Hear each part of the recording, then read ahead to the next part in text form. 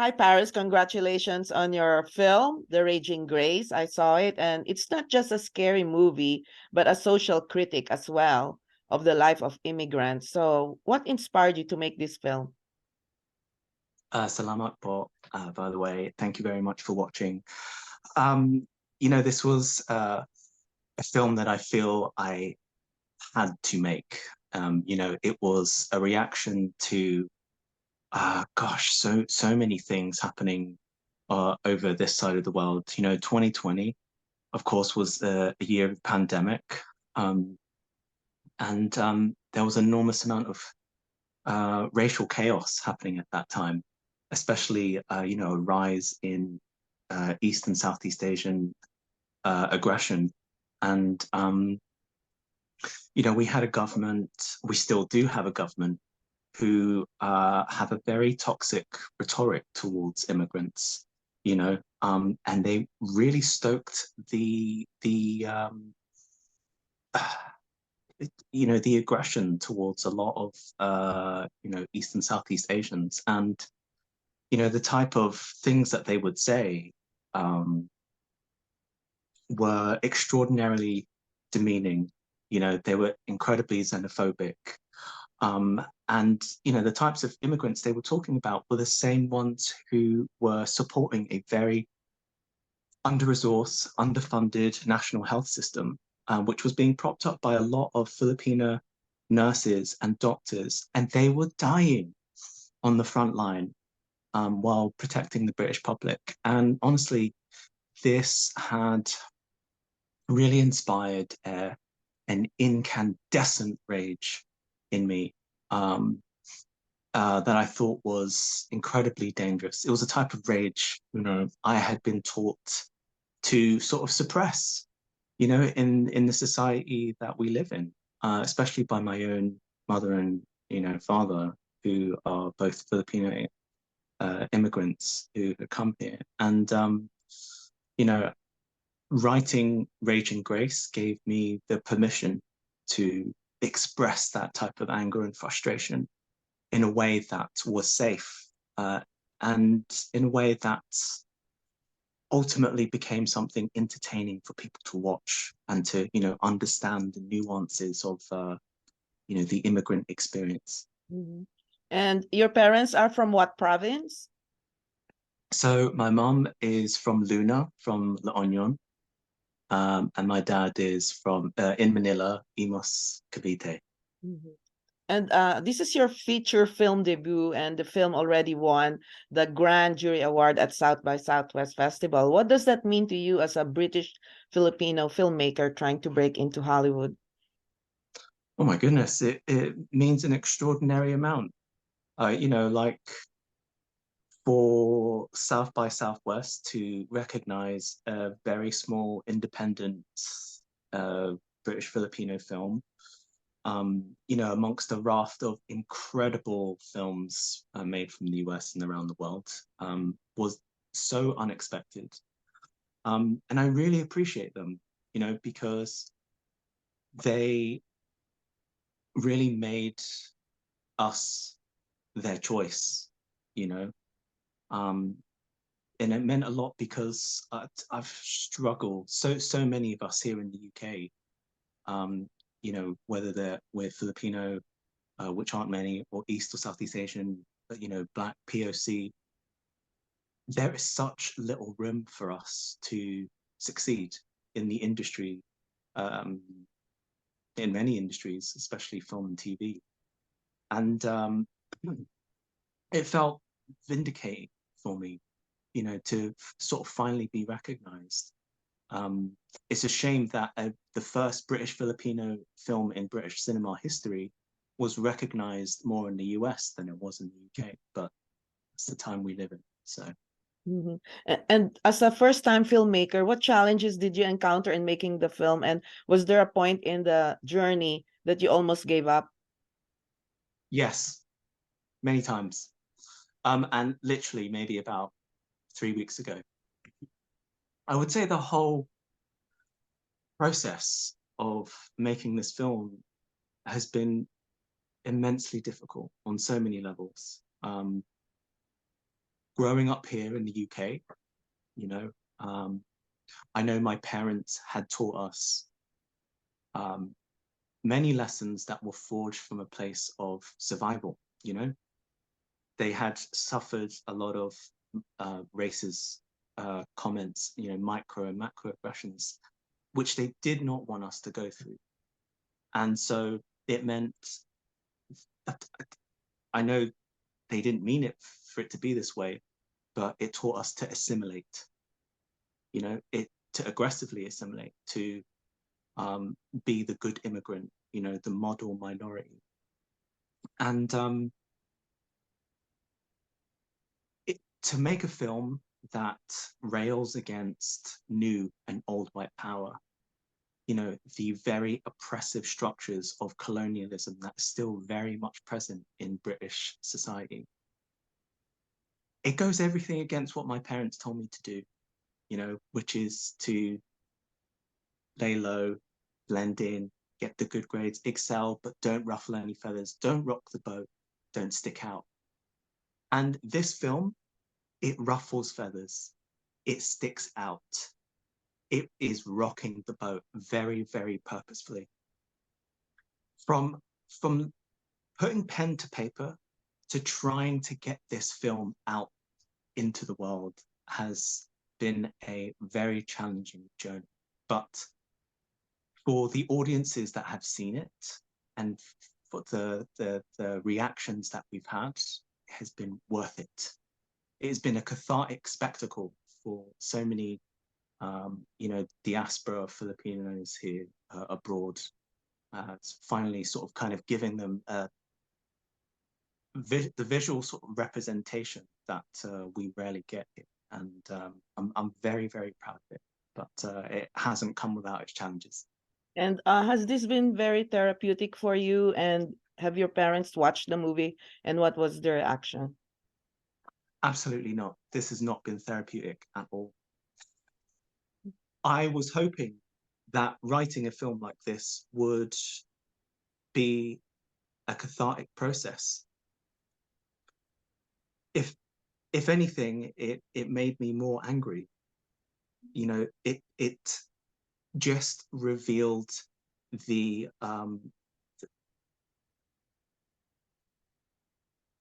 level that so many of us go to just to try and fit in. The number of years I spent rejecting my own culture and heritage just to fit in, just to feel like, seeking white approval meant success. But what that ultimately did for me was a betrayal of who I am and where I come from.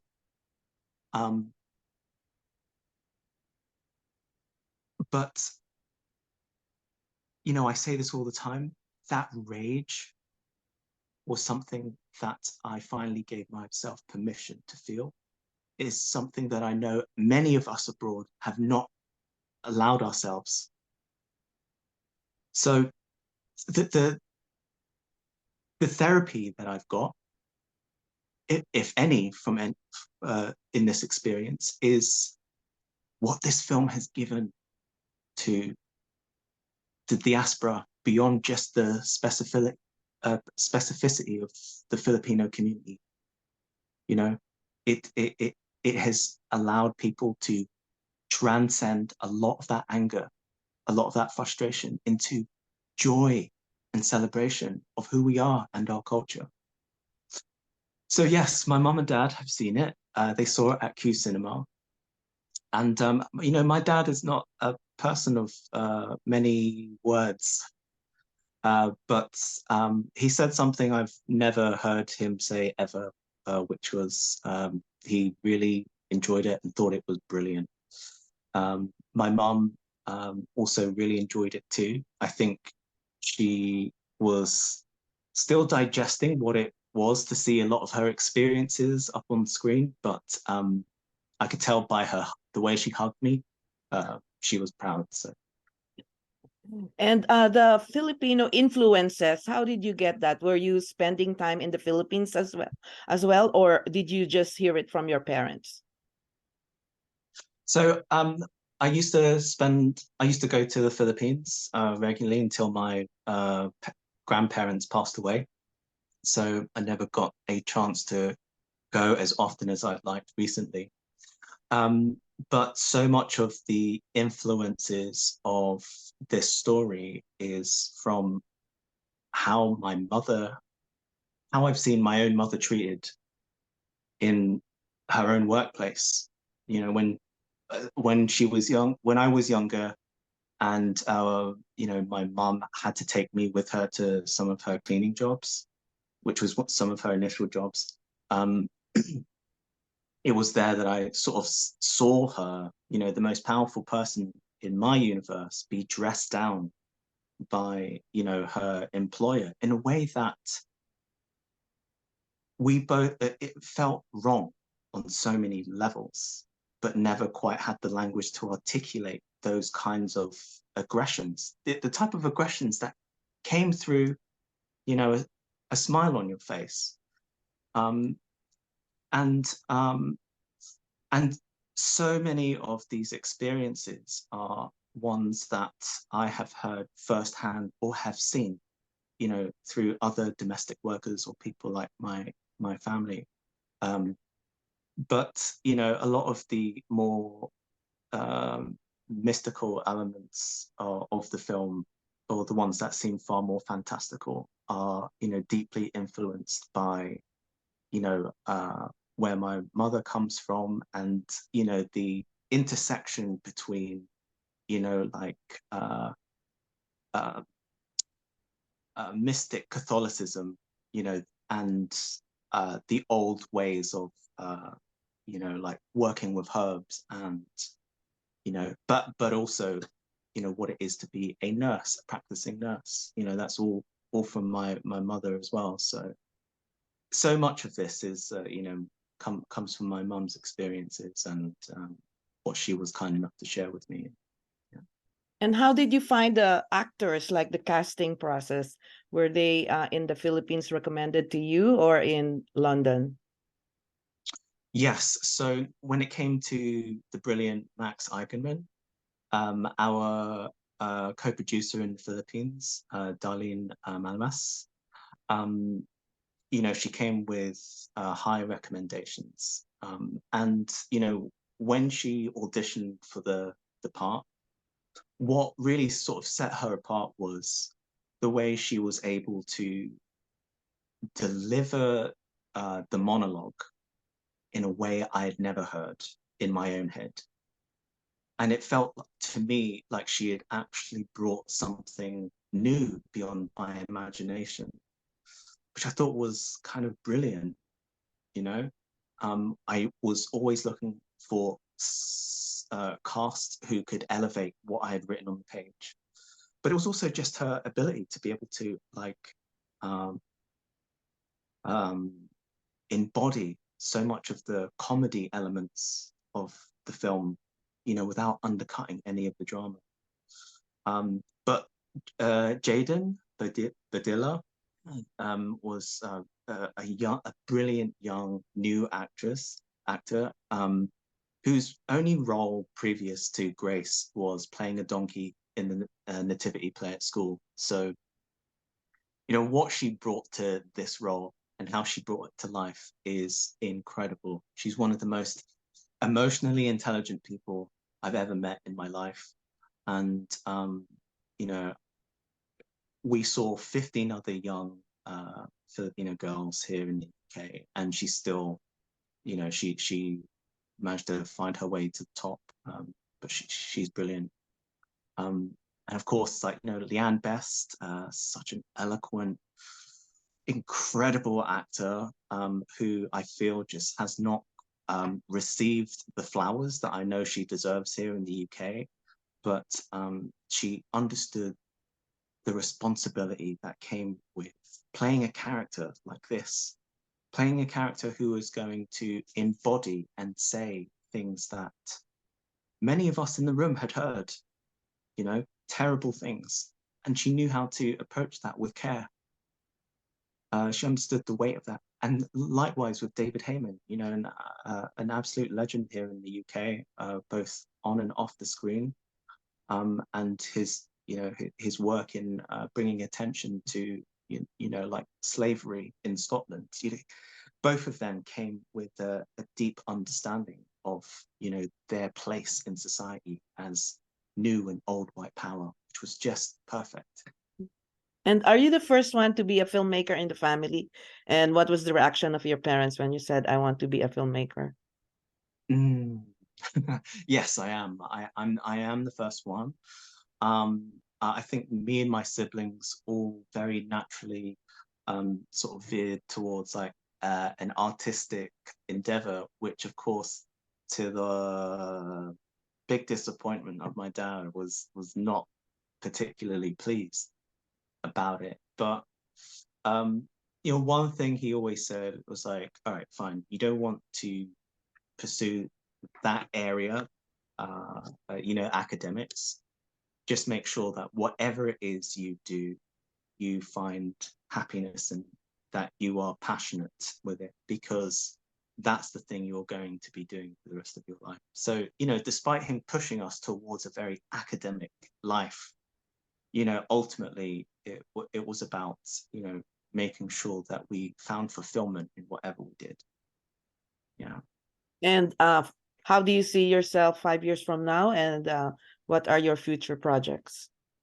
Alive, I hope, and still breathing.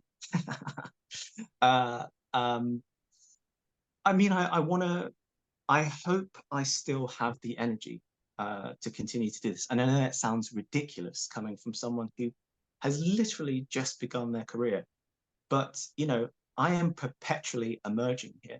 You know, I've been doing this for 10 years, and I'm so exhausted by what it has taken for me to try and get this film over the line and to prove that it is worthy of belonging in British cinemas. And I don't, that has been so tiring for me. That being said, what isn't tiring to me is still the creativity and of creating stories. Raging Grace is the first film in a trilogy of films, in a thematic trilogy called the Rage Trilogy. And my next film, which I have finished writing, is called Domestic. And it's an unlikely heist film about a young Filipino couple set in 90s London who, while running a cafe, set up covert rescue missions on the weekends to help Filipino domestic workers escape their abusive employers.